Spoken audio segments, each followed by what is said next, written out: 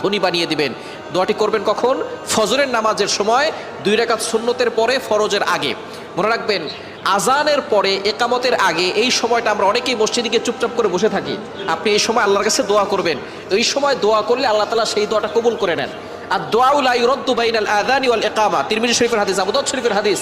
আজান ও ইকামতের মাঝখানে দোয়া করলে সেই দোয়াটা কবুল ফিরিয়ে দেওয়া হয় না, সেই দোয়া কবুল করা হয়। আপনি যখনই যেই নামাজে মসজিদে যাবেন, আজান দিয়েছে, একামত হতে একটু দেরি হয়, আপনি সুন্নত পড়ে চুপচাপ বসে থাকবেন না, গল্প করবেন না, আপনি আল্লাহর কাছে দোয়া করবেন। আল্লাহ তাআলা আপনার সকল দোয়াগুলো কবুল করবেন। ফজরের সুন্নতের পরে আপনি ফরজের আগে মধ্যবর্তী সময় আপনি সুন্নত ঘরেও পড়তে পারেন। আজান দিয়েছে, আপনি একটু আগে উঠবেন, তাহাজ্জুদ নামাজ পড়বেন, অথবা আপনি তাহাজ্জুদ নামাজ পড়ে সুন্নত আজান দেওয়ার সাথে সাথে সুন্নতটা ঘরে পড়বেন।